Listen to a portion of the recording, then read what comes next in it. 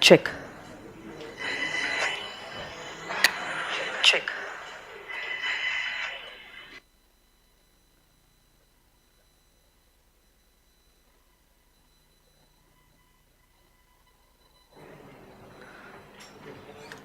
Okay.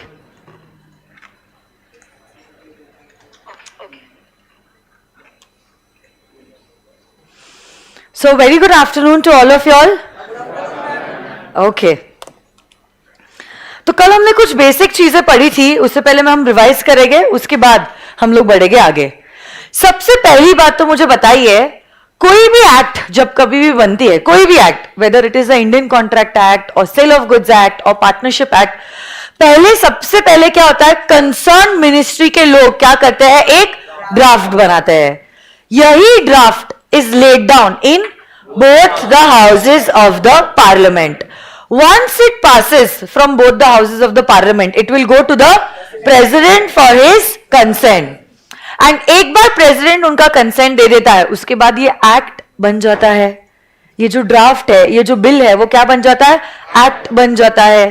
साथ साथ में हमने कल ये भी देखा था, what are we going to learn? Are we only going to learn the acts or are we going to learn law? बोलो ना, एक्ट और लॉ सेम है या अलग अलग है, अलग अलग है. हमने देखा था ना, law is a very broad word, जहां पे लॉ में आप एक्ट के बारे में तो देखते ही हो, एक्ट के साथ साथ आप क्या देखते हो, case laws and also rules. क्या क्या देखने वाले, case laws as well as rules. यही सारी चीजें हमने कल देखी थी. अब हम लोग बढ़ने वाले हैं आगे. So today we are officially going to start with the first act, which is the Indian Contract Act 1872. क्या है एक्ट का नाम, बता सकते हो आप लोग मुझे, इंडियन कॉन्ट्रैक्ट एक्ट 1872.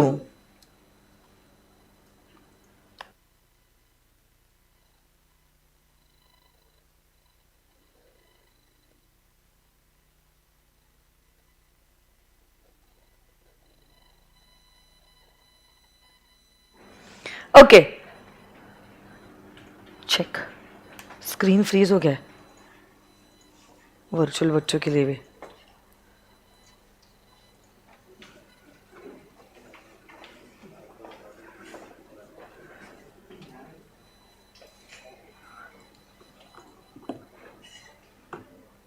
चेक, दिख तो, मैं भी नहीं दिख रही उधर.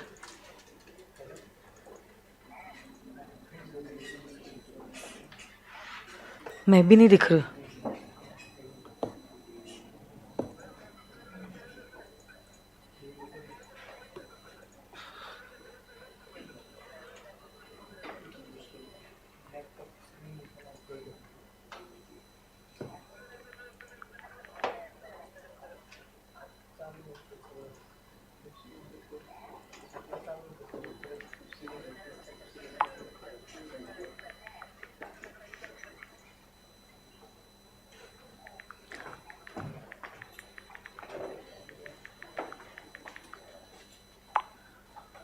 देख तो प्रोजेक्टर, ये तो कैमरा का है ना.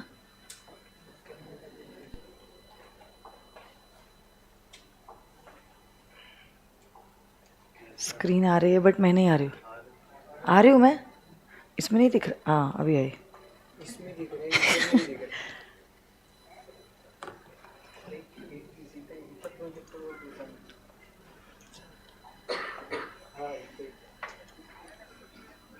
ओके,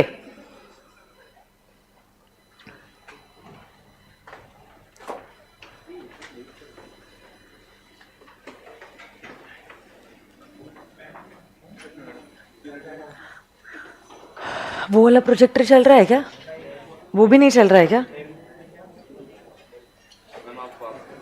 वापस चली गई मैं. आज क्या हुआ है, सैटरडे इफेक्ट हो गया.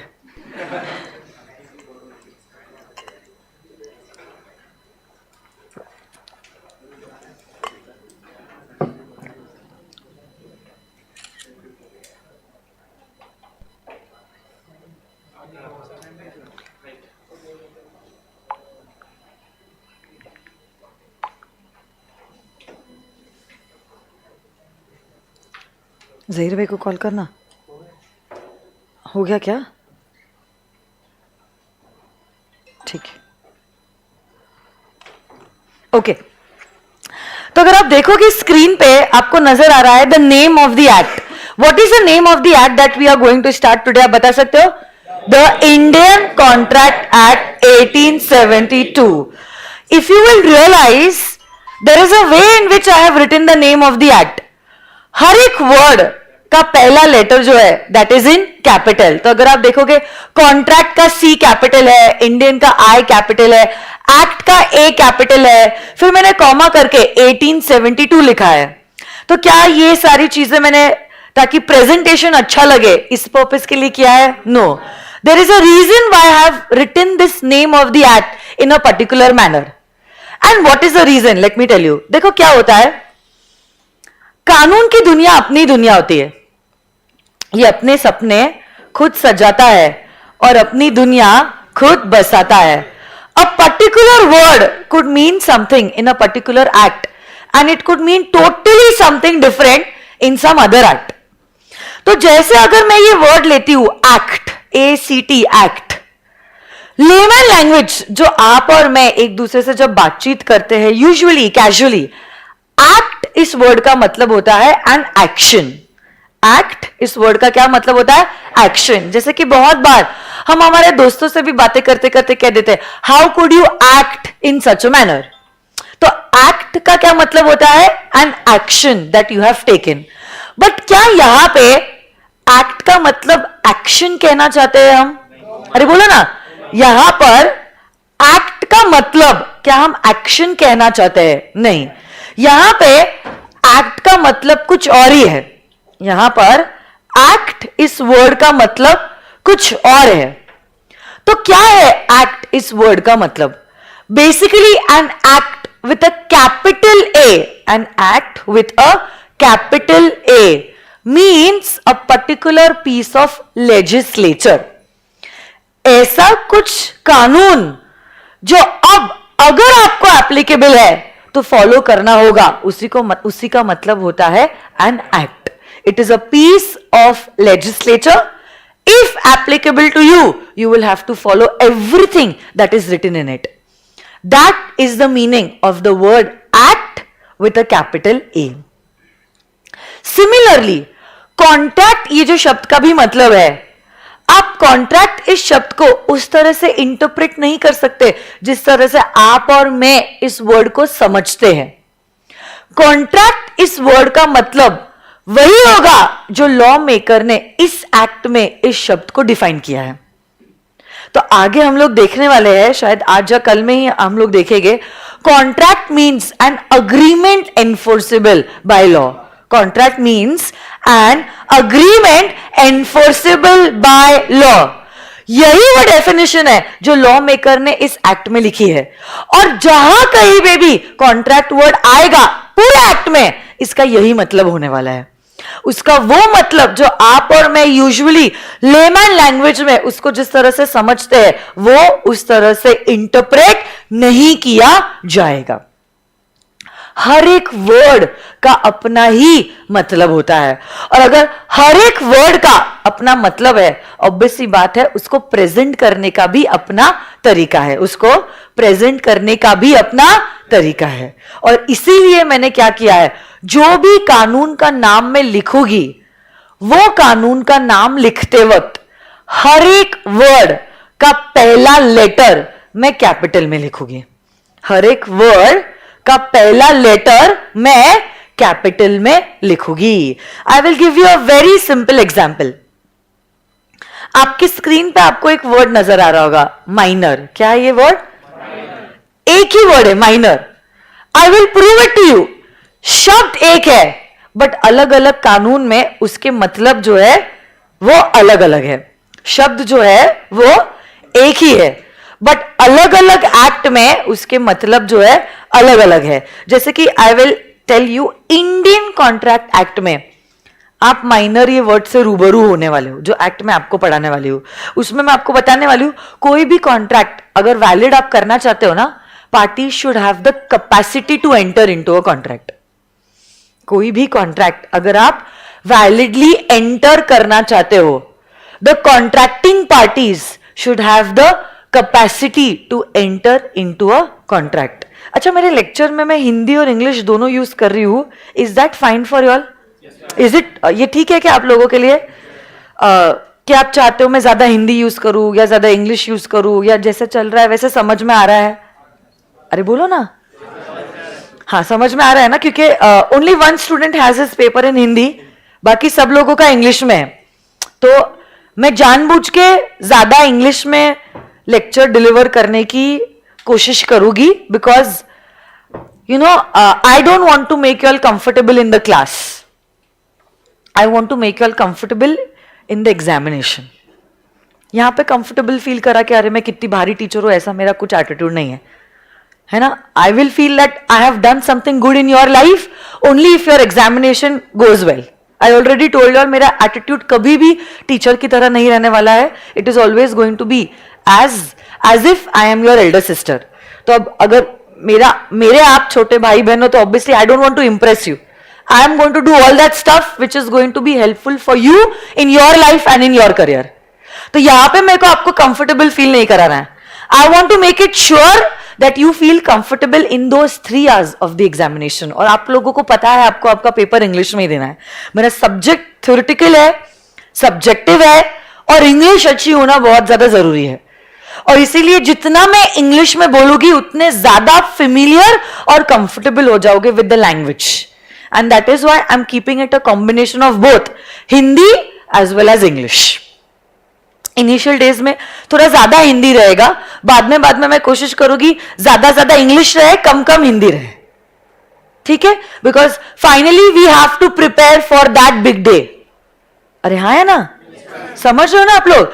तो इसलिए मैं कोशिश करूंगी कि मैं ज्यादा इंग्लिश यूज करूं और कम हिंदी करो, बट फिर भी almost it is going to be 50-50% only. But जब मुझे लगे कि you are getting comfortable with the subject, मैं थोड़ा ज्यादा इंग्लिश यूज करना शुरू कर दूंगी, क्योंकि उतना ही आसान आप लोगों के लिए रहेगा जब आप पेपर लिखोगे इन द एग्जामिनेशन. ठीक है? बट फिर भी अगर कोई बच्चा है, आपको ऐसा लग रहा है कि मैम नहीं समझा ये जो आपने सिखाया है इंग्लिश में, बहुत मतलब मेरे लिए हैवी हो गया, होता है ना कभी कभार. Some students are not from an English medium school, they have learned from Hindi medium, Marathi medium or whatever, हाँ Karnataka medium if you are South Indian kids.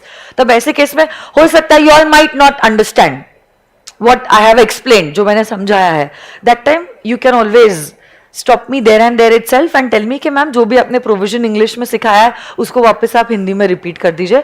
I will repeat it again for you all. Yesterday only I promised you all, मेरे side से 100% you are going to get, not even 100, more than that.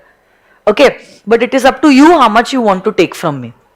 तो आप मुझे सिर्फ बोल देना कि ma'am बहुत ज्यादा इंग्लिश हो गया, बहुत हैवी हो गया, प्लीज आप हिंदी में रिपीट कर दीजिए, तो फिर I will do that same thing for you. But if you are not asking me questions, अगर आप मुझसे सवाल नहीं पूछते हो, इसका ये मतलब होता है कि आपको सब कुछ आ रहा है, या तो फिर कुछ ही नहीं आ रहा है. तो इतना तो खराब नहीं पढ़ाती हूँ कि कुछ भी नहीं आए, है ना. तो अगर डाउट्स है please ask me your doubts. You are always free to ask me your doubts, है ना. आपको शर्म आने की कोई बात, कुछ गुंजाइश ही नहीं है. कभी नहीं सोचना कि अगर मैं डाउट पूछूंगा तो बाजू वाली क्या सोचेगी, वो भी यही सोच रही है कि आप क्या सोच रहे हो. ठीक है? Feel free, and still if you are uncomfortable before और after the class you can meet me and you can ask me your doubts. Okay? अगर फिर भी ऐसा लगता है कि पूरी क्लास के सामने नहीं पूछना है तो it is okay. I don't mind, you can ask me the doubt later on also. आ जाइए. सो यस, माइनर ये जो शब्द है, शब्द एक ही है, बट अलग अलग एक्ट में इसके मतलब जो है वो अलग अलग है. सबसे पहला वो एक्ट है जो मैं आपको पढ़ाने वाली हूं, which is the Indian contract act. उसमें भी आप माइनर शब्द से रूबरू होने वाले हो. आप देखोगे आगे ये एक्ट कहता है कोई भी कॉन्ट्रैक्ट वैलिड होने के लिए a person should be major, मतलब minor can not enter into a valid contract. Who is a minor? तो बताया गया है a minor is a bachcha who has not completed 18 years of age. He is a बच्चा who has not completed 18 years of age. And special cases होते हैं, कुछ special cases, जैसे कि कभी कभार if the child is an orphan, अनाथ है, ऐसे कुछ special cases में ना we consider a person as a minor till the time he is 21 years of age. Special cases है ये। जनरल रूल 18 की उम्र जैसी आपकी हो जाती है आप मेजर होते हो, और उसके पहले तक you are considered as a balak, as a minor. तो इंडियन कॉन्ट्रैक्ट एक्ट के हिसाब से a minor is a person who has not completed 18 years of age. वहीं पे भारत देश में ही there is another act which is relating to marriage laws, और इन कानून में कहा गया है that minors can not get married. तो अगर आपको शादी करनी है you have to be of the age of majority. But इस एक्ट में आप माइनर हो या मेजर हो उसको डिफाइन किया गया है on the basis of your gender. तो कहा गया है girls can get married once they are 18 years of age and boys can get married only once they are completed 21 years of age. तो अब आप पूछोगे ma'am why should only girls have all the fun? Well, the answer to this question is not a matter of fun. ये कानून बनाते वक्त इस कानून के कुछ ऑब्जेक्टिव्स थे, और उसी ऑब्जेक्टिव को ध्यान में रखते हुए हमने क्या किया था, इन डेफिनेशंस को डिफाइन किया है। वैसे ही तीसरा कानून है इंडिया में, भारत देश में, रिलेटिंग टू वोटिंग, जिसमें कहा गया है if you want to have the right of voting you have to be a major. When are you entitled to vote? Only after you become a major. So can minors vote in India? अरे बोलो ना। If you want to vote, you have to be a major. अब यहां पे इस कानून में minor major को जेंडर के हिसाब से डिस्टिंग्विश नहीं किया गया है। जनरली कहा गया है once you are 18 years of age you can vote. Means if you have not completed 18 years of age for the laws of voting you are a बच्चा, और आप में इतनी अक्ल नहीं आई है कि आप ये तय कर सको कि देश को कौन रूल करेगा, इसलिए we have not entitled you to vote. तो अब ये कानून में माइनर और मेजर को अलग तरीके से डिफाइन किया है, मैरिज के लॉज में माइनर और मेजर को अलग तरह से डिफाइन किया है, कॉन्ट्रैक्ट एक्ट में माइनर और मेजर को अलग तरीके से डिफाइन किया है। You can not compare the definitions in the three laws.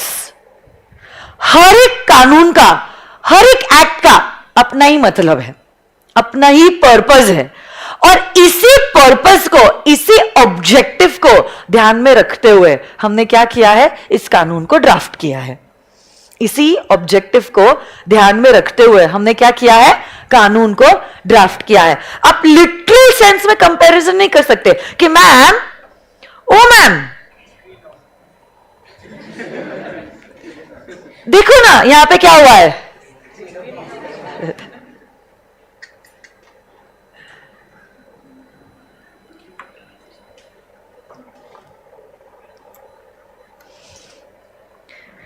यहां पे क्या कानून ऐसी कोई चीज कहना चाहता है कि लड़के जो लड़के हैं वो सारे लड़के देश तो चला लेंगे 18 की उम्र में, बट घर नहीं चला पाएंगे 18 की उम्र में? क्या ऐसा कुछ कानून कहना चाहता है? बोलो ना, क्योंकि boys can vote at 18 but they can not get married till the time they are 21। मतलब देश चलाने की अक्ल आ गई है, घर चलाने की नहीं आई है, ऐसा कुछ कानून कहना चाहता है? So the answer to this question is no, ऐसा नहीं है। तो वो बंद कर रहा है ना, लेक्चर फ्रीज हो जा रहा है।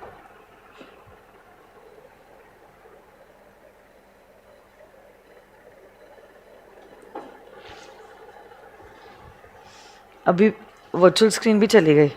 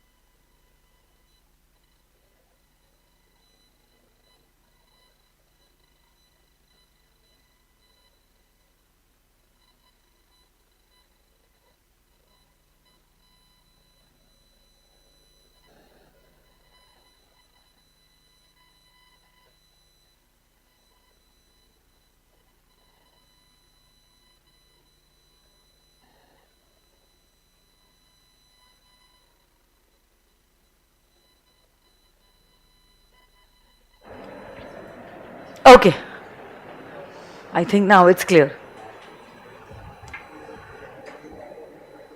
ठीक है. So yes, whenever an act is made, there are certain objectives behind making an act. और इसी ऑब्जेक्टिव को ध्यान में रखते हुए हम क्या करते हैं, हम उन वर्ड्स को डिफाइन करते हैं. सो ऐसा हो सकता है कि वर्ड एक है, शब्द एक है, बट उसके मतलब अनेक है. अलग अलग एक्ट में उसको अलग अलग तरीके से डिफाइन किया गया है. अलग अलग एक्ट में सेम शब्द को अलग अलग तरीके से डिफाइन किया गया है. तो देखो, इसीलिए अगर शब्द का मतलब अलग अलग है, ऑब्वियस सी बात है उसको प्रेजेंट करने का तरीका भी हम अलग रखना चाहते हैं. और इसीलिए जब कभी भी कोई भी एक्ट का नाम लिखा जाता है, हम हर एक वर्ड का पहला लेटर जो है वो लिखते हैं इन कैपिटल. ओके, अगर आप देखोगे मैंने लिखा है द इंडियन कॉन्ट्रैक्ट एक्ट, फिर मैंने कॉमा दे के लिखा है 1872. Is 1872 my lucky number? Then what is it?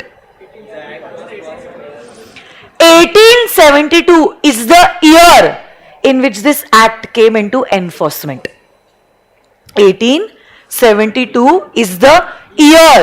अगर exact date आप मुझसे पूछो, the exact date, yes, is the 1st of September 1872. It is 1st of September 1872. इसी दिन से ये एक्ट जो है it has come into enforcement. इसी तारीख से, इसी दिन से अब ये एक्ट जो है वो एप्लीकेबल होना शुरू हो गई. प्रोजेक्टर वापस बंद हो गया.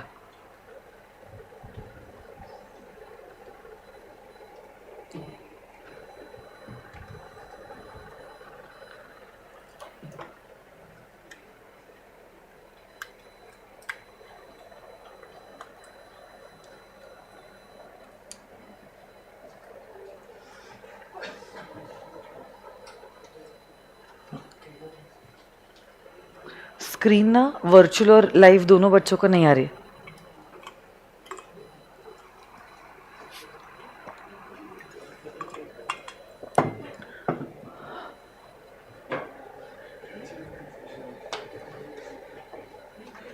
हुआ? ओके.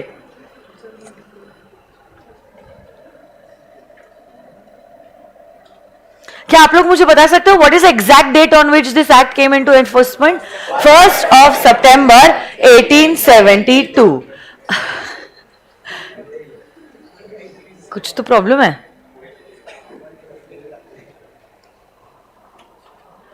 वो कॉर्ड ही चेंज करना पड़ेगा.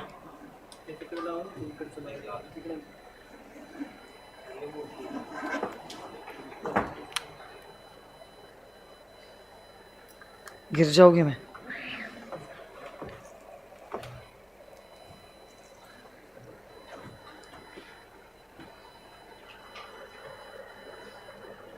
स्क्रीन फ्रीज हो गई. प्रसाद किधर है यार?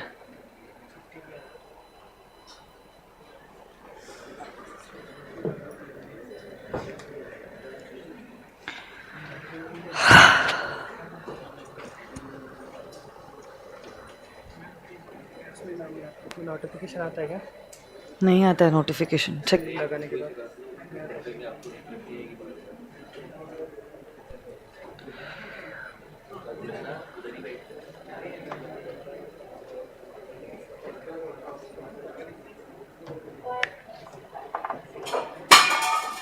संभालो अपने आप को बेटा.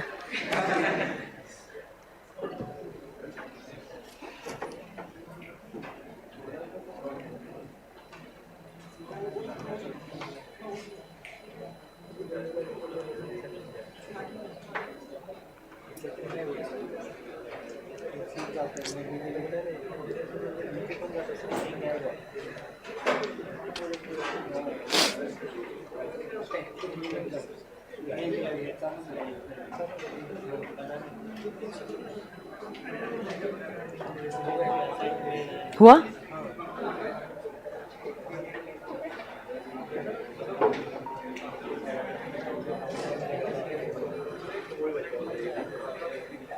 ठीक है,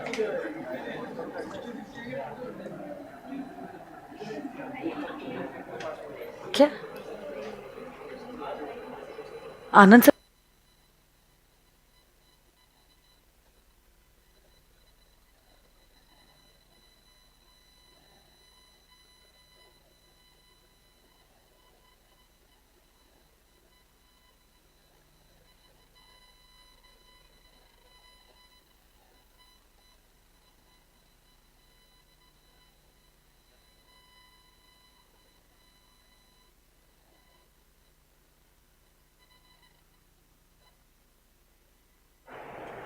चेक, ओके।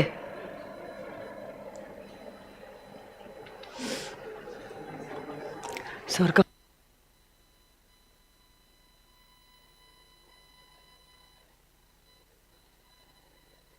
ओके, तो सुनो मेरी बात।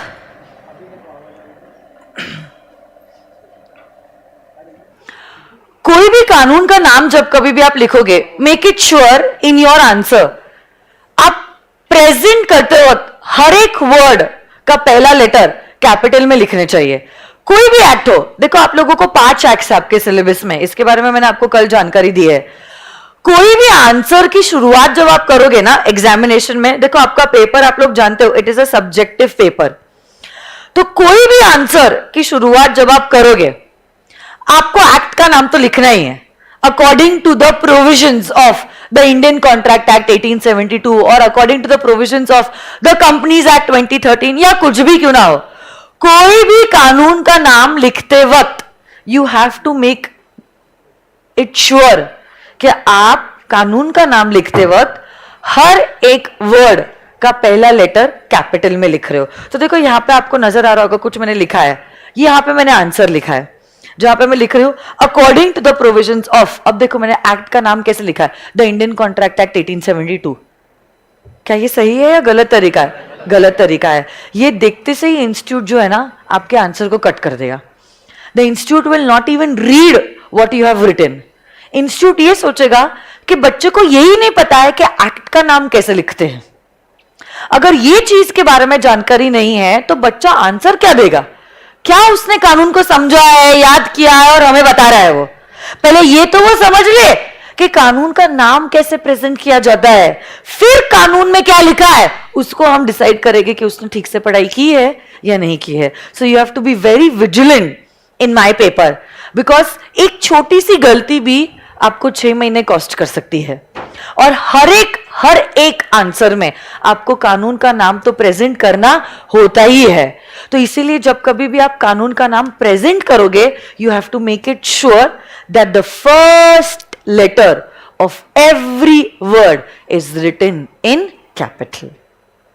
तो हम लोग शुरू करते हैं with the first section of the act which is relating to the applicability of the act. किसके बारे में बात कर रहा है? Section number 1, applicability of the act. आप पूछो कि मैम सेक्शंस क्या होते हैं? ये सेक्शंस देखो कल हमने चर्चा की थी, रोड्स पे एक्सीडेंट्स बढ़ रहे थे तो उसके वजह से हमने ट्रैफिक रूल से रिलेटेड एक रूल बुक बना ली। लोग एक दूसरे से ट्रेड करना शुरू कर दिए थे, कॉमर्स बढ़ रहा था और जैसे जैसे कॉमर्स बढ़ रहा था फ्रॉड्स भी बढ़ना चालू हो गए एंड इसीलिए लोगों का कॉन्फिडेंस जो था वो डिक्लाइन होने लग गया। ये डिक्लाइनिंग कॉन्फिडेंस को हम रिवर्स करना चाहते हैं। ये एक्सक्यूज मी, डिक्लाइनिंग कॉन्फिडेंस को हम रिवर्स करना चाहते थे और इसीलिए हमने क्या किया, इंडियन कॉन्ट्रैक्ट एक्ट को पास करवाया। अब ऑब्वियस सी बात है लोगों को अगर हम कॉन्ट्रैक्ट करने से रिलेटेड रूल्स और रेगुलेशंस बता रहे हैं, ऐसा तो नहीं है कि 6-7 पॉइंट बता दिया और खत्म हो गया। बहुत सारी चीजें हमने लिखनी है। कौन कॉन्ट्रैक्ट एंटर कर सकता है, कब कर सकता है, कैसे कॉन्ट्रैक्ट एंटर किया जा सकता है, कॉन्ट्रैक्टिंग पार्टीज कितनी होनी चाहिए, उनमें क्या कैपेसिटी होनी चाहिए, अगर किसी के साथ जोर जबरदस्ती से कॉन्ट्रैक्ट एंटर करवाया गया तो क्या इफेक्ट हो गया, किसी ने अगर कॉन्ट्रैक्ट को ब्रीच किया है तो क्या होगा, कभी कभार कानून खुद कुछ सिचुएशन में दो लोगों को कुछ ऑब्लिगेशंस देता है, तो क्या ऑब्लिगेशंस के साथ साथ उन लोगों को राइट्स भी मिलेंगे? ये सारी चीजों के बारे में एक्ट में लिखा गया है। अब इतनी सारी चीजों के बारे में अगर कानून में लिखा गया है, ऑब्वियस सी बात है लिखते समय वी शुड बी प्रेजेंटेबल। लोगों को ये पता तो होना चाहिए कि हमने लिखा क्या है। ऐसा तो नहीं कर सकते कि एक बार बस शुरू किया, जितना लिखना लिखते गए लिखते गए लिखते गए, होता गया होता गया होते गया, बस खत्म होने पे ही हमने रुका है। ऐसा तो नहीं हो सकता है। अगर हम लिख रहे हैं, this has to be in a systematic manner. और सिस्टमैटिक मैनर में प्रेजेंट करने के लिए हम क्या करते हैं, पूरे एक्ट को अलग अलग चैप्टर्स में डिवाइड करते हैं। पूरे एक्ट को हम क्या करते हैं, अलग अलग चैप्टर्स में डिवाइड करते हैं। और ये चैप्टर्स के भी बहुत सारे पॉइंट्स होते हैं। तो ये चैप्टर्स के जो पॉइंट्स होते हैं ना, उसको लीगल भाषा में कहते हैं एज सेक्शंस। क्या कहते हैं बोले तो? सेक्शंस। ऑब्वियसली बात है, लॉ मेकर्स है यार, भारी काम किया है, तो कुछ तो नया शब्द आना चाहिए। पॉइंट 1, पॉइंट 2, पॉइंट 3 कहेंगे तो ऐसा लगेगा क्या रोज का ही है ना। कुछ तो अलग लगना चाहिए कि हाँ कुछ तो भारी किया है। और हमारे लिए भी अच्छा ही है। हम जब किसी को, क्लाइंट को कुछ सलाह देना चाहते हैं या गाइड करना चाहिए, हम कहेंगे according to section number 8 of the Indian contract act, तो बेचारा सुन के ही ठंडा हो जाएगा भाई। उसको लगेगा कुछ तो भारी बोल रहा है, कुछ तो ये ज्ञान दे रहा है जो उसको नहीं पता पर हमें पता है। बट चाहे लिखा होगा एकदम सिंपल, बट ऐसी भाषा इस्तेमाल करने से ऐसा लगेगा बस भाई पैसे दिया ना वसूल है, ऐसा लगेगा। तो फील आना चाहिए ना, पैसा अगर दिया है तो लगना चाहिए भाई कुछ तो मिल रहा है ना। तो इसीलिए अब लॉ मेकर ने अगर कानून बनाया है, ऑब्वियस सी बात है कुछ तो नए टर्म्स इंट्रोड्यूस करेंगे, कुछ तो अलग भाषा इस्तेमाल करेंगे और ऐसा बताएंगे कि कुछ तो काम किया है उन्होंने। तो इसीलिए हर एक चैप्टर के जो पॉइंट्स होते हैं उसको हम कहते हैं एज सेक्शंस। उनको क्या कहते हैं हम? सेक्शंस। हो सकता है अब पॉइंट्स के भी सब पॉइंट्स हो सकता है ना, पॉइंट्स के भी सब पॉइंट्स हो। तो ये सेक्शंस के अगर बच्चे हैं उसको कहते हैं सब सेक्शन। सेक्शन के जो बच्चे हैं उसको क्या कहते हैं? Sub section. उनके भी बच्चे हो सकते हैं, उनको कहते हैं क्लॉज। उनको क्या कहते हैं? क्लॉज। और क्लॉज के भी अगर बच्चे हैं तो उसको कहते हैं सब क्लॉज। उसको क्या कहते हैं? Sub clause. सो यस, अगर आपको कोई पूछता है what do you mean by an act, अगर आपको कोई पूछता है what do you mean by an act, तो act is nothing but it is a combination of section plus subsection plus clause plus sub clause. वापस से बोलो तो एक्ट का क्या मतलब होता है? Section plus subsection plus clause plus.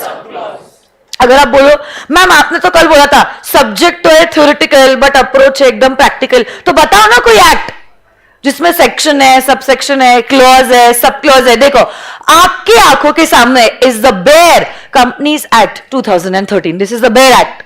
Actually जो लॉ मेकर्स ने लिखा है वही एक्ट है। ये मेरी बुक नहीं है या इंस्टीट्यूट की बुक नहीं है। This is the bare act. Bare मतलब समझता है? रॉ।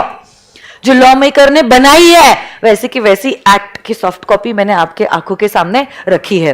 तो देखो आपको नजर आ रहा होगा चैप्टर नंबर 1 नजर आ रहा है, चैप्टर 1, चैप्टर 2, चैप्टर 3। अरे हाँ है ना।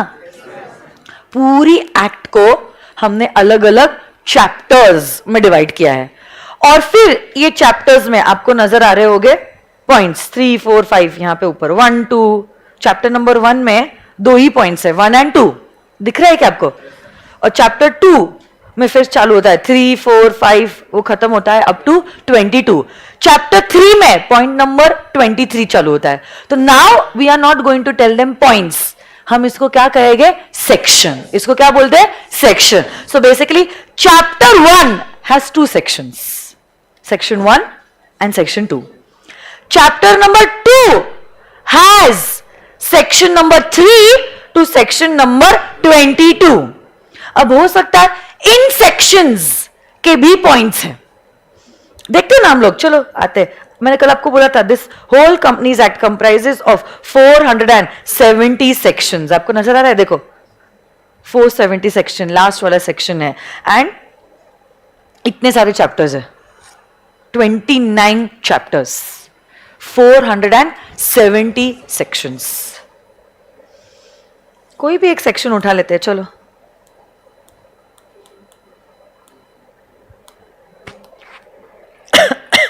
ये देखो,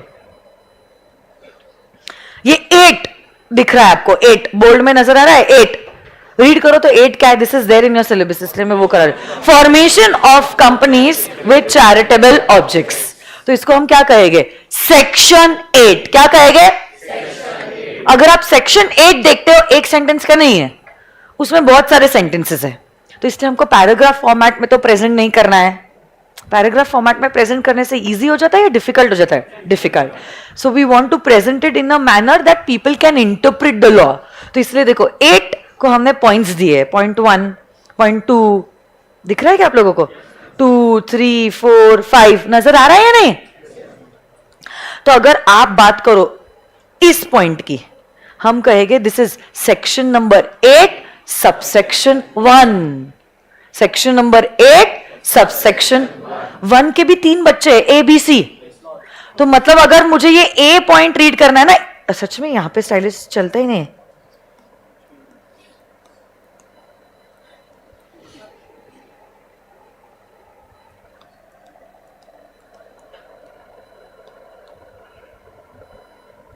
तो अगर मुझे ये फर्स्ट वाला पॉइंट रीड करना है ना, फर्स्ट वाला पॉइंट, ये वाला पॉइंट, मैं उसको कैसे रीड करोगी, मैं उसको रीड करोगी as section number 8 subsection 1 clause A. Section number 8 subsection 1 clause A. आप लोग मुझे बताओ, suppose I want to read this point, the company registered under this section shall enjoy all the privileges and be subject to all the obligations of a limited company. अगर मैं ये point read कर रही हूं, what point, what section number am I reading?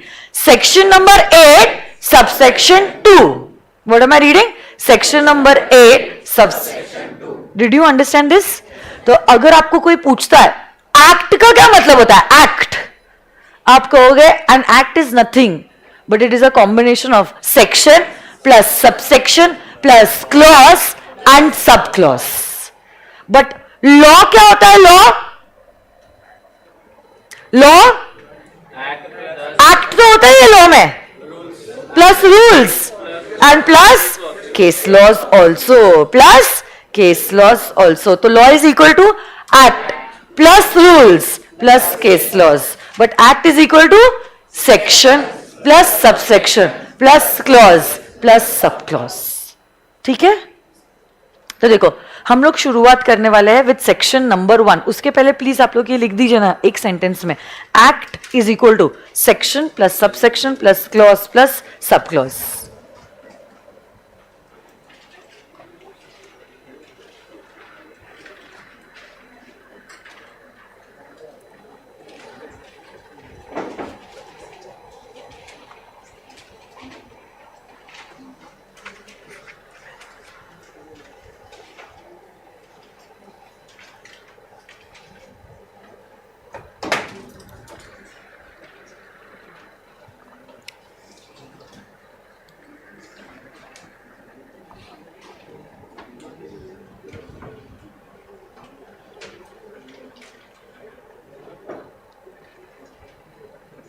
Done?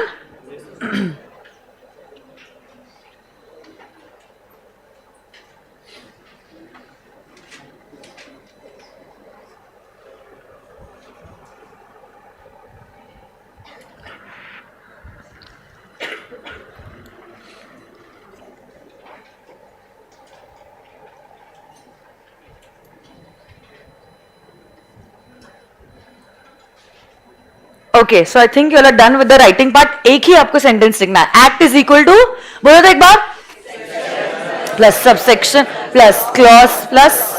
Very good. तो हम लोग शुरू करने वाले आज with the first section of the act, and this section is talking about the applicability of the act. एक बात मैं आपको बताना चाहती हूं, यूजुअली सेक्शन नंबर 1 हर एक एक्ट का एप्लीकेबिलिटी के बारे में ही बात करता है। एप्लीकेबिलिटी का क्या मतलब होता है कि ये जो कानून है ये किन किन लोगों को एप्लीकेबल है और कब कब एप्लीकेबल होने वाला है। ये जो कानून है ये किन किन लोगों को एप्लीकेबल है और कब कब एप्लीकेबल होने वाला है। देखो, आई नो कंपनीज एक्ट है, एलएलपी एक्ट है, पार्टनरशिप एक्ट है, कॉन्ट्रैक्ट एक्ट है, बट हर कानून मुझे एप्लीकेबल नहीं होता है। से अगर SPC is working as a company, only companies act will be applicable. फिर हमें एचयूएफ से रिलेटेड लॉज या पार्टनरशिप से रिलेटेड लॉज, इन चीजों को देखने की जरूरत नहीं है। We will only look into the companies act 2013। वैसे ही कॉन्ट्रैक्ट एक्ट, पहली बात तो उसकी ज्योग्राफिकल एप्लीकेबिलिटी क्या है, ज्योग्राफिकल एप्लीकेबिलिटी। एंड ऑब्वियस सी बात है, अच्छा पहले ज्योग्राफिकल एप्लीकेबिलिटी देखते हैं। Geographical applicability of the Indian Contract Act 1872 is that it applies to whole of India. कुछ समय पहले तक ना it was applicable to whole of India except Jammu and Kashmir. But अब except Jammu and Kashmir, including Jammu and Kashmir, उसका tension ही नहीं है। क्यों नहीं है? Very good. No, it is not section. It is Article 370 of the Indian Constitution. Indian Contract Act नहीं रे, Indian Constitution. Bharat संविधान मतलब इंडियन कॉन्स्टिट्यूशन का आर्टिकल 370 हटाया गया है। क्या था 370 में? हाँ, बहुत सारी चीजें हैं वैसे तो आर्टिकल 370 में, but only relating to applicability के बारे में बताओ।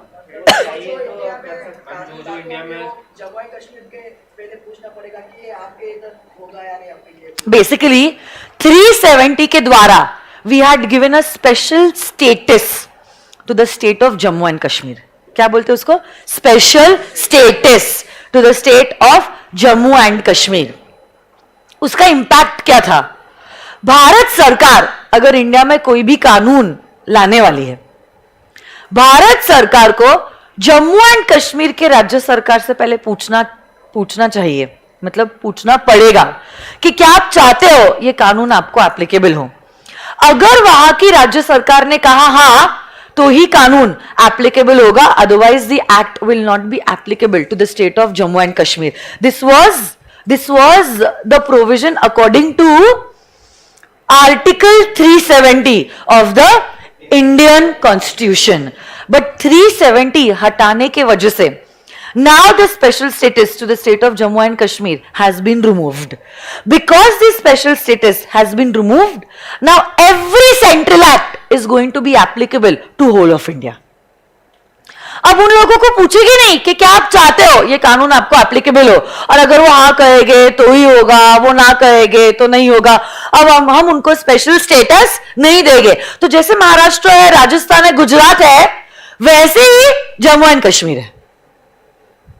अगर कोई सेंट्रल एक्ट पास होने वाला है, it is directly going to be applicable to whole of India. इसमें तो कोई डाउट नहीं है ना, होल ऑफ इंडिया, इंडिया में Jammu and Kashmir is an integral part, उसमें किसी का डाउट है नहीं। हाँ, तो फिर अगर it is whole of India, it is whole of India straight away, it is automatically going to be applicable to the state of Jammu and Kashmir. So student point of view से एक अच्छी चीज है, लर्निंग कम हो गया। अब हर एक कानून आंख बंद करके बोल सकते हो applicable to whole of India, गलत होने का कोई सवाल ही नहीं उठता है। Earlier we had to learn कौन से इंक्लूडिंग जम्मू एंड कश्मीर, कौन से excluding Jammu and Kashmir and वगैरह वगैरह। But now in today's day every act is applicable to whole of India. And obvious सी बात है, इंडिया में तो मैं हूं, बट ये इंडियन कॉन्ट्रैक्ट एक्ट मेरे को कब एप्लीकेबल होगा? तभी एप्लीकेबल होगा जब मैं किसी के साथ कॉन्ट्रैक्ट एंटर करना चाहती हूं, जब मैं किसी के साथ कॉन्ट्रैक्ट एंटर करना चाहती हूं, तब ये कानून और उसके लॉज एप्लीकेबल हो जाएंगे। तो आ जाइए अपने नोटबुक में और दीजिए सेक्शन नंबर 1।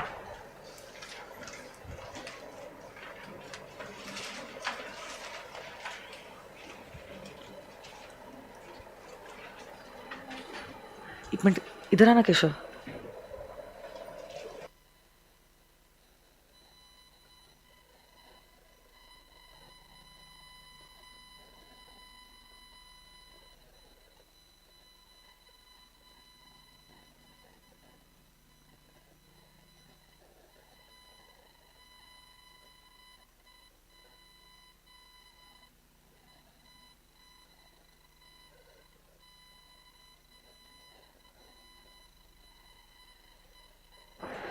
आराम से, ठीक है।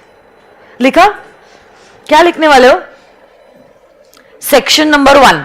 सेक्शन नंबर 1 किसके बारे में बात कर रहा है? Applicability of the act.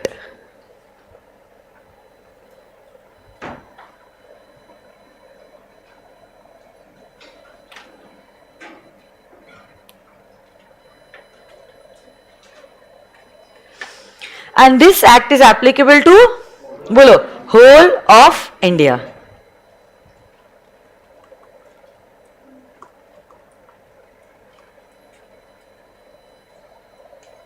Done?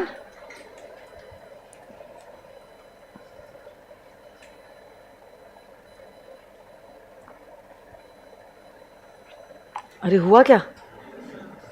इतने जल्दी लिख लेते हो आप लोग? ठीक है, चलो फिर आगे बढ़ते हैं। वर्चुअल स्टूडेंट्स आप लोगों का हुआ?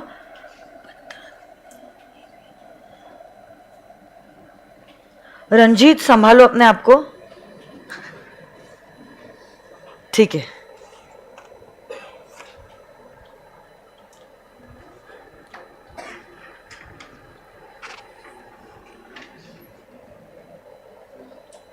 अब सबसे इंपॉर्टेंट सवाल ये उठता है, what do you mean by the word contract? देखो, एक्ट इस शब्द का मतलब तो मैंने आपको बता दिया। एक्ट इस शब्द का मतलब होता है a particular piece of legislature which has been passed under the parliament, which has been passed under the parliament. But what do you mean by the word contract? What do you mean by the word contract? क्योंकि Indian contract act, contract आप इसी तरह से इस word को interpret करने वाले हो जिस तरह से इस कानून में लिखा गया है। तो क्या है कॉन्ट्रैक्ट की डेफिनेशन? क्या है कॉन्ट्रैक्ट की definition? According to this act, a contract is nothing but it is an agreement enforceable by law. It is an agreement enforceable by law. वापस से बोलो तो, what do you mean by a contract? Agreement enforceable by law. Ma'am, what is agreement? What is enforceability? Please बताइए, रुक जाइए, सुनो। Agreement का क्या मतलब होता है? कोई चीज को अग्री करना। किसी चीज के लिए अगर दो व्यक्ति अग्री करते हैं उसको क्या कहते हैं? अग्रीमेंट। क्या कहते हैं उसको? अग्रीमेंट। तो जैसे कि से फॉर एग्जांपल मैं आपको कहती हूँ चलो आज सैटरडे है, आज शाम को क्लास के बाद सब घूमने चलते हैं एफसी रोड। तो यहाँ पे वैसे ये सारे एग्जाम्पल्स काल्पनिक है, वास्तविक जीवन से इनका कोई लेना देना नहीं है, ठीक है? तो सुनो मेरी बात, यहाँ पे मैंने क्या किया है? आपको एक ऑफर दिया है कि चलो क्लास के बाद घूमने चलते हैं, आज सैटरडे शाम है, और आपने क्या किया था? इस ऑफर को एक्सेप्ट किया। आपने क्या किया है? इस ऑफर को एक्सेप्ट किया है। तो basically we both have agreed to the same thing. We both have agreed to the same thing. इसको कहते हैं एज एन अग्रीमेंट। इसको क्या कहते हैं बोलो तो? अग्रीमेंट। मैंने आपको किसी चीज के लिए पूछा है और उसी चीज के लिए आपने मुझे हाँ कहा है, उसको क्या कहते हैं बोले तो? अग्रीमेंट। क्या कहते हैं वापस से बोले तो? अग्रीमेंट। अब देखो, अग्रीमेंट तो होना जरूरी है, so both the parties should have agreed upon the same thing. But अब ये अग्रीमेंट जो है it should also be enforceable by law, क्योंकि कॉन्ट्रैक्ट एक्ट की डेफिनेशन कॉन्ट्रैक्ट को किस तरह से डिफाइन करती है? Agreement enforceable by law. सिर्फ अग्रीमेंट पे खत्म नहीं हो जाता है definition. Agreement which is enforceable by law. Enforceable by law का क्या मतलब होता है? Enforceable by law means the parties should have an intention to create a legal obligation. Yes, there should be some sort of legal relationship. The parties should have the intention to create a legal relationship. मैंने आपको offer दिया कि आज शाम को चलते हैं अपन FC road घूमने के लिए, आपने एक्सेप्ट किया। से कुछ बच्चे ये लोग नहीं आए, ये कुछ 4-5 बच्चे, तो क्या मंडे के दिन I will file a case against them? नहीं, मैंने पूछा था, तुमने हाँ कहा, फिर तुम आई क्यों नहीं? बोलो, I will see you. Example, क्या मैं इनके अगेंस्ट केस फाइल कर सकती हूं? Why no? क्योंकि जब मैंने उनको एफसी रोड जाने का ऑफर दिया था, क्या मेरा इंटेंशन कुछ कमर्शियल नेचर का था या सोशल नेचर का था? So I just wanted to be comfortable with you, you to be comfortable with the other batchmates, and that is why we thought, chalo, let's hang out. My intention was not to do business with you. Commerce और legal relationship create करने का intention नहीं था. Intention यहां पे कैसा था? Social. तो आपके और मेरे बीच जो हुआ वो अग्रीमेंट हुआ. It is not a contract. It is an agreement. When I offered you and you accepted this offer, just made us enter into an agreement, not into a contract. बहुत बार ऐसा होता है, दोस्त ने बर्थडे पार्टी पे बुलाया, relative ने शादी पे बुलाया, आपने हाँ भी कहा बट आप गए नहीं, तो क्या वो केस फाइल कर सकते हैं आपके अगेंस्ट? अरे बोलो ना. अगर ऐसा अलाउ किया गया, हो गया सत्यानाश. सिस्टम, जुडिशियल सिस्टम ही ब्रेक हो जाएगा. हाँ है ना? इतने करोड़ों केसेस ऑलरेडी पेंडिंग है, पता नहीं अब कितने पेंडिंग हो जाएंगे. सही या गलत? सो बेसिकली अग्रीमेंट के साथ साथ किस चीज का होना जरूरी है? Enforceability by law. Enforceability law by law means there should be an intention to create a legal relationship. तभी आपका अग्रीमेंट कॉन्ट्रैक्ट बनेगा. तभी आपका अग्रीमेंट कॉन्ट्रैक्ट बनेगा. नहीं तो आपका अग्रीमेंट ही रह जाएगा. मैं कुछ एग्जांपल्स देती हूं, आप लोग मुझे बताना यहां पे अग्रीमेंट है या कॉन्ट्रैक्ट है.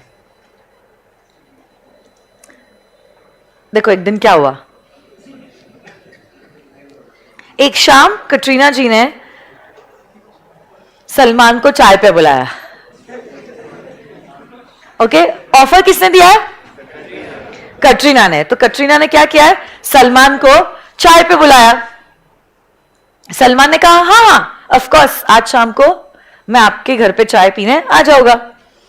सो बेसिकली कटरीना ने ऑफर दिया, सलमान ने इस ऑफर को एक्सेप्ट भी कर लिया. सलमान ने इस ऑफर को एक्सेप्ट भी कर लिया, बट आया नहीं ना सलमान शाम को. का क्या फायदा? आया नहीं. तब ऐसे केस में मुझे बताइए, कटरीना ने ऑफर दिया, सलमान ने एक्सेप्ट भी कर लिया शाम को चाय पे आने का ऑफर, बट फिर भी सलमान ने अपना वादा पूरा नहीं किया, नहीं आया वो शाम को. Can Katrina file a case against Salman? Why no? क्योंकि कटरीना और सलमान का रिश्ता जो है वो कमर्शियल है या सोशल है? They are friends, just friends. है ना? दोनों के बीच में अग्रीमेंट हुआ है. अरे ये इस बात पे आप सहमत हो या नहीं बताओ? ऑफर को एक्सेप्टेंस मिला है. They have agreed to the same thing. क्या दोनों के बीच में अग्रीमेंट हुआ है? अरे बोलो ना. But this agreement is of a social nature. Basically enforceability नहीं थी. अग्रीमेंट था बट एनफोर्सेबिलिटी बाय लॉ नहीं था. And that is why my dear friends, this can not be called as a contract. दोनों के बीच में क्या हुआ है? अग्रीमेंट. बट दोनों के बीच के अग्रीमेंट कॉन्ट्रैक्ट में कन्वर्ट नहीं होगा, because their relationship is social and not commercial in nature. Example number 2.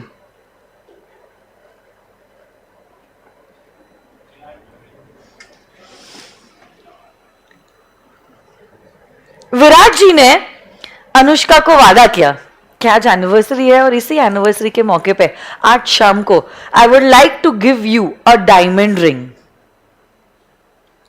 ठीक है, तो मुझे बताओ किसने ऑफर दिया है? विराट. किसने इसी ऑफर को अनुष्का ने एक्सेप्ट किया? खुश हो गई वो, बोले इससे बेहतर और क्या हो सकता है. तो देखो एक्सेप्ट कर लिया उन्होंने. कहते क्या बात है, बढ़िया है. तो क्या ऑफर को एक्सेप्टेंस मिला है? अरे हाँ है ना, ऑफर को एक्सेप्टेंस मिला है क्या? दोनों के बीच में अग्रीमेंट है, बट हर हस्बैंड की तरह वादा तो किया, बट शाम में लाया नहीं उसने। स्वप्निल सर को मत बोलना, ठीक है? तो अब ऐसे केस में ले तो अकेडमी से निकाल देंगे। तो सुनो ना मेरी बात, क्या हुआ? शाम को आए ही नहीं वो रिंग लेकर, वादा तो किया बट वादा पूरा नहीं किया। ऑफर को एक्सेप्टेंस मिल गया था, बट अब परफॉर्मेंस नहीं हुआ। Can Anushka file a case against Virat? क्योंकि ये अग्रीमेंट जो विराट और अनुष्का के बीच में है, that is of a domestic nature. Yes, that is a domestic agreement. Husband and wife social नहीं होगा, क्या होगा? डोमेस्टिक होगा, है ना? तो this is a domestic agreement. इनके बीच का जो रिश्ता है वो डोमेस्टिक है, कमर्शियल नहीं है, बिजनेस नहीं है। तो अगर उसने कुछ ऑफर दिया भी है और अनुष्का ने एक्सेप्ट भी किया है, इनके बीच का अग्रीमेंट घरगुती अग्रीमेंट है, कमर्शियल नेचर नहीं है। हाँ देखना, अगर रिंग नहीं लाया आई विल sue you, क्या ऐसी बात है? There was no intention to create a legal relationship, so basically there is no enforceability by law, and as there is no enforceability by law, हम इस अग्रीमेंट को contract नहीं कह सकते। ये अग्रीमेंट अग्रीमेंट ही रह जाएगा, it will not be converted into a contract. But अब केस नंबर 3 में देखो ना क्या हुआ है। केस नंबर 3 में आमिर खान ने ऑफर किया शाहरुख को कि क्या आप मेरी गाड़ी 50 लाख में खरीदना चाहते हो? Okay, and Shahrukh Khan accepted this offer, for which he gave a cheque of ₹50 lakhs। इसने ऑफर दिया, इसने एक्सेप्ट किया, ये गाड़ी देगा, वो 50 लाख रुपए देगा। अब मुझे बताओ, क्या ये दोनों के बीच में अग्रीमेंट हुआ है? अग्रीमेंट मतलब ऑफर प्लस एक्सेप्टेंस। और यही अग्रीमेंट क्या एनफोर्सेबल है by law? Is there an intention to create a legal obligation? मतलब क्या हम इस अग्रीमेंट को कह सकते हैं एज अ कॉन्ट्रैक्ट? अरे हाँ या ना? This agreement can be called as a contract. कल जाके अगर सपोज आमिर ने गाड़ी दे दी, शाहरुख ने पैसे नहीं दिए, क्या शाहरुख आमिर को स्यू कर सकते हैं? या उल्टा, शाहरुख ने पैसे दे दिए, आमिर ने गाड़ी नहीं दी है, तो क्या ये भी उसको स्यू कर सकता है? अरे बोलो ना। तो यहां पे हम इस अग्रीमेंट को कह सकते हैं एज अ कॉन्ट्रैक्ट। हम इस अग्रीमेंट को क्या कह सकते हैं? अरे बोलो ना, कॉन्ट्रैक्ट। तो this is a agreement which is enforceable by law, will be termed as a contract. और अगर ये कॉन्ट्रैक्ट है, इंडियन कॉन्ट्रैक्ट एक्ट इन दोनों को भी एप्लीकेबल हो जाएगी। तो इससे रिलेटेड सारे प्रोविजंस जो है आमिर को भी कंप्लाई करने पड़ेंगे और शाहरुख को भी कंप्लाई करने पड़ेंगे। So this is the definition of the word contract. वापस से मुझे बताओ तो, what do you mean by the word contract? An agreement enforceable by law. वापस से बोलो तो, getting this or no my dear friends? इतना लिख दो, contract is equal to agreement enforceable by law. Agreement मतलब ऑफर प्लस एक्सेप्टेंस।